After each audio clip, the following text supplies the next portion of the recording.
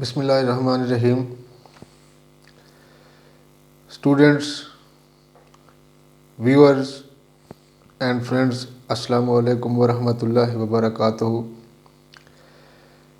आज टॉपिक है हमारा एफएससी का chapter number 1 part first. Numerical के सॉल्यूशंस को सॉल्व कर रहे हैं, उसके सॉल्यूशंस हैं।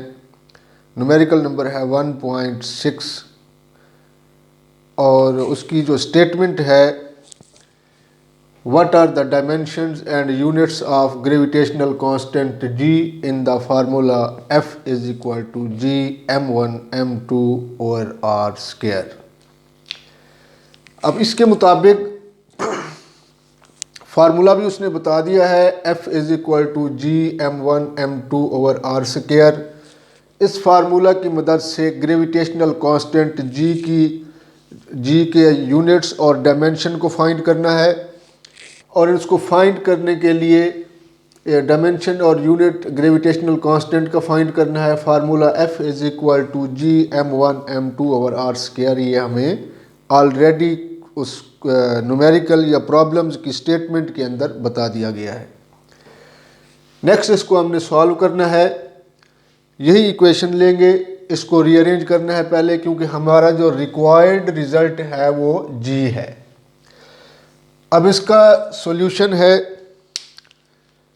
तो यहाँ पे हमारे पास गिवन डाटा होगा।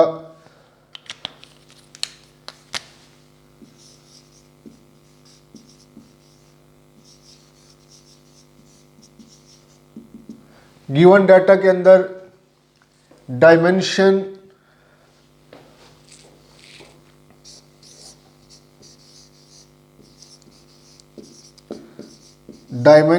ऑफ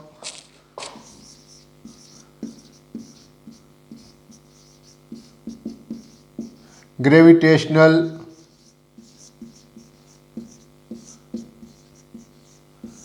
कांस्टेंट जी को फाइंड करना है।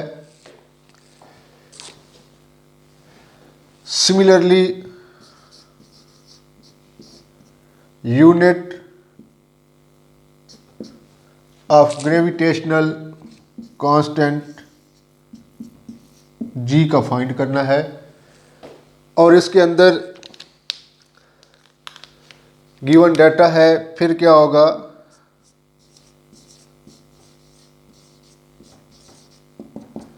फार्मूला 3 पार्ट्स के अंदर जब सॉल्व करते हैं हमने डिवाइड कर देना है कि सबसे पहले हमने क्या करना है, गिवन डाटा लेना है जो क्वेश्चन या न्यूमेरिकल की स्टेटमेंट के अंदर बता दिया जाता है। उसके बाद नेक्स्ट पॉइंट के ऊपर हमने उस कंडीशंस और जो जो चीज़ें दी गई हैं उसको देखते हुए जो रिक्वायर्ड फार्मूला होता है वो लिखते होते हैं, फार्मूला आएगा। फिर थर्ड स्टेप के अंदर उसका सॉल्यूशन फाइंड करते होते हैं।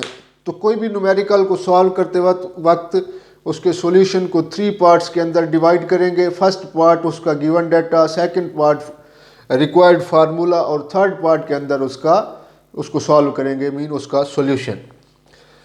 तो सेकंड पे हम पहुंच चुके हैं। फार्मूला इसके अंदर दे दिया गया है, वो है हमारे पास F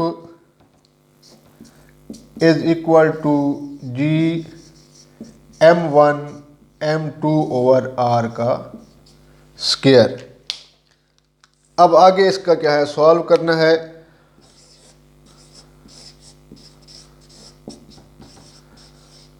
सॉल्यूशन, इसको रीअरेंज करेंगे। F फोर्स है, G ग्रेविटेशनल कांस्टेंट है, m1 mass of first object, m2 mass of second object and r is radius. अब सॉल्यूशन के अंदर इसी रिलेशन को रीअरेंज करेंगे, क्योंकि हमारा रिक्वायर्ड जो है वो क्या है, g है, तो g को एक साइड पे करेंगे। जब इसको रीअरेंज करेंगे क्या करना है, हमने F वहीं रहेगा या g को यहीं रहने दें।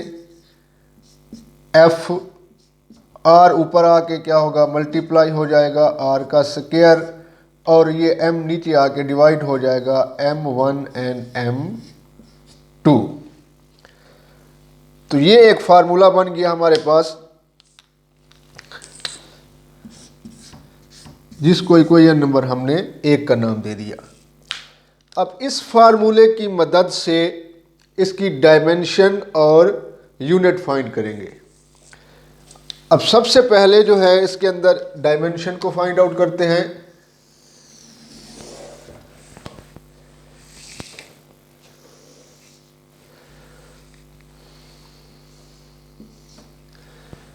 अब क्या होगा, जब इसकी डायमेंशन को फाइंड करना है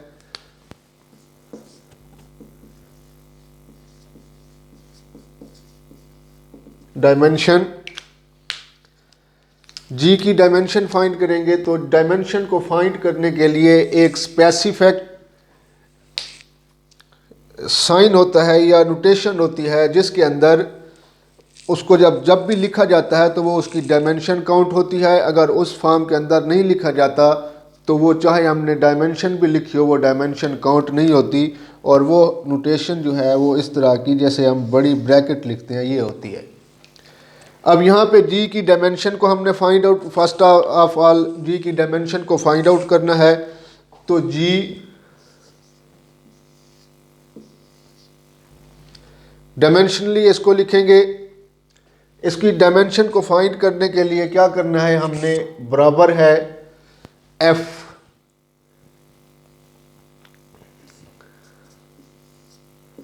एफ की डायमेंशन लिखेंगे, आर स्क्वायर की डायमेंशन लिखेंगे, m1 की डायमेंशन फाइंड करेंगे और m2 की डायमेंशन जब फाइंड करेंगे इस रिलेशन के अंदर, तब जाके इनकी वैल्यूज लिखेंगे, तब हम इसकी डायमेंशन फाइंड कर सकते हैं। इसको नाम दे दें इक्वेशन नंबर 2 का। अब यहाँ पे क्या करते हैं, तरतीब के साथ इनकी डायमेंशंस को फाइंड करते हैं। एफ है, एफ की डायमेंशन जब फाइंड करेंगे तो ये हमारे पास इक्वल होता है F is equal to M A.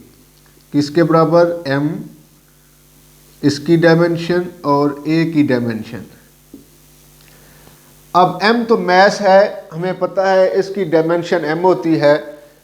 Acceleration की डायमेंशन हमें मालूम नहीं है, पहले एक्सेलरेशन की डायमेंशन को फाइंड आउट करेंगे। तो क्या होगा, ए एक्सेलरेशन जो है ये हमारे पास होता है वेलोसिटी ओवर टाइम। अब यहाँ पे क्या है, इसको फाइंड करने के लिए पहले वेलोसिटी आ गई। अब वेलोसिटी की डायमेंशन को फाइंड करेंगे, तो वेलोसिटी की डायमेंशन जब फाइंड करते हैं वो क्या होगा, वेलोसिटी बराबर है हमारे पास displacement divided by time. Change in displacement with respect to time is called velocity. Displacement है, इसको जो है लेंथ में इसको मेजर किया जाता है, तो इसकी डायमेंशन L होगी और इसकी डायमेंशन टाइम है T होगा, तो ये हो जाएगा LT इनवर्स। ये हमारे पास वेलोसिटी की डायमेंशन आ गई। अब फोर्स की डायमेंशन यहाँ से हम फाइंड कर सकते हैं। तो फोर्स की डायमेंशन इक्वल होगी हमारे पास मैस m है और एक्सेलरेशन, जबकि यहाँ पे हमारे पास क्या चीज़ वेलोसिटी आई। अब एक्सेलरेशन फाइंड करेंगे तो L T inverse over T inverse T होगा। अब इसको ऊपर लेके जाते हैं तो ये हो जाएगा एल टी इनवर्स का स्क्वायर। ये आएगी एक्सेलरेशन की डायमेंशन, कि इस टी को ऊपर ले जाएंगे तो ये टी इनवर्स हो जाएगा, माइनस जब इसकी पावर है उसको हम ऐड अप करेंगे, -1 तो -2 हो जाएगा। तो एक्सेलरेशन की डायमेंशन एल टी इनवर्स हमारे पास आ गई। अब नेक्स्ट जो है फोर्स की डायमेंशन को फाइंड करेंगे, तो m मैस है और एक्सेलरेशन एल टी इनवर्स का स्क्वायर, तो ये हमारे पास फोर्स की डायमेंशन आ गई।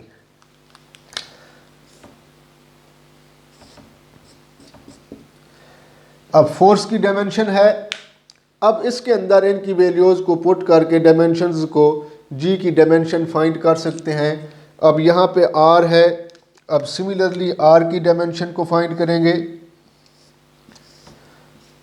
आर या इसकी स्क्वायर कर लें तो ये आर हमारे पास रेडियस के अंदर, रेडियस है, लेंथ में होता है एल मल्टीप्लाई बाय एल, तो ये होगा एल स्क्वायर।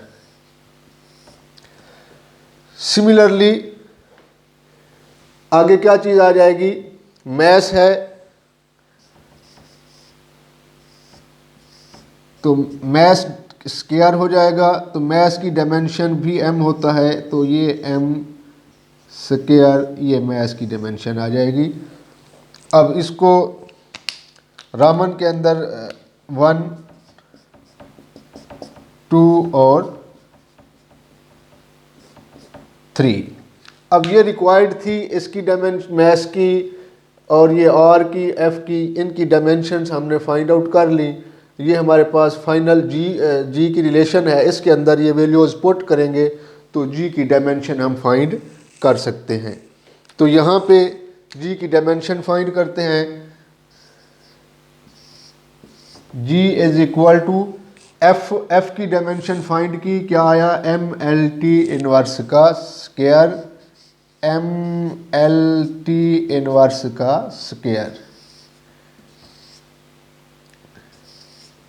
आर की डायमेंशन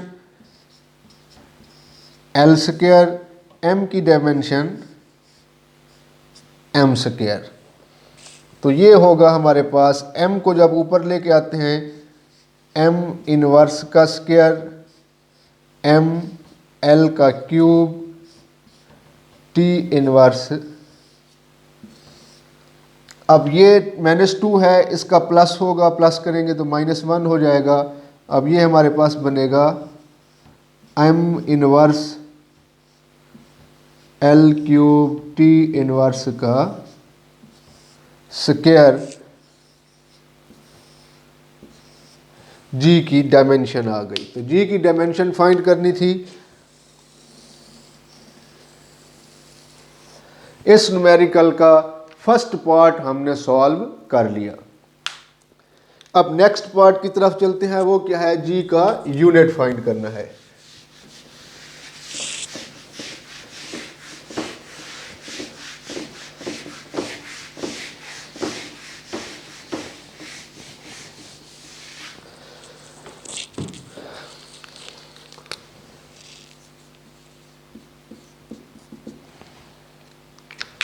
अब जी का यूनिट क्या होगा, वही फार्मूला दोबारा लेते हैं। G is equal to F R square over m1 m2, equation number 1। अब इसके अंदर क्या करना है, यूनिट फाइंड करना है। तो पहले f का यूनिट रिक्वायर्ड है, f का यूनिट फाइंड करेंगे। f इज इक्वल होता है हमारे पास ma, और इसका मैस है, मैस का यूनिट किलोग्राम, एक्सलरेशन का यूनिट मीटर पर सेकंड का स्क्वायर। ये आ गया f का यूनिट। अब r का यूनिट फाइंड करेंगे। आर स्क्वायर है, लेंथ होता है एल स्क्वायर, और एल स्क्वायर है या लेंथ के अंदर इसका यूनिट मीटर होता है, तो ये होगा मीटर का स्क्वायर। अब नेक्स्ट है मैस, m1 m2 या ये m स्क्वायर हो जाएगा। मैस का किलोग्राम होता है, तो ये किलोग्राम का स्क्वायर हो जाएगा।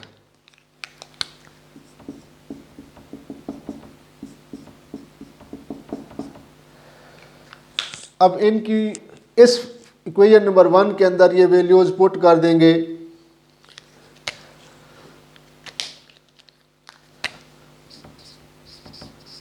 Put 1, 2 and 3 in equation 1। अब इसके अंदर पुट करेंगे तो ये क्या था हमारे पास, G is equal to F का यूनिट क्या आया, किलोग्राम मीटर पर सेकंड का स्क्वायर, और आगे है R के स्क्वायर, इसका यूनिट है मीटर का स्क्वायर, और किलोग्राम का square. G is equal to, इसको ऊपर किलोग्राम को ऊपर ले आएंगे, -2 हो जाएगा। -2 और इसका एक 1 है, इसके अंदर ऐड करेंगे तो -1 हो जाएगा। इसको ऐड करेंगे m1 और m की पावर 2 m की पावर 3 हो जाएगा। m की पावर 3 पर किलोग्राम का स्क्वायर एंड पर सेकंड का स्क्वायर। ये है यूनिट ग्रेविटेशनल कांस्टेंट का, जिसको हम फाइंड कर रहे थे। तो ये था एक न्यूमेरिकल 1.6 जिसके अंदर डायमेंशन और यूनिट को फाइंड करना था, और ये उसका रिज़ल्ट आया। जी की dimension m inverse L³ T inverse का स्क्वायर, और इसका यूनिट जो है ग्रेविटेशनल कांस्टेंट का मीटर क्यूब पर किलोग्राम स्क्वायर पर सेकंड स्क्वायर। ये तो था न्यूमेरिकल।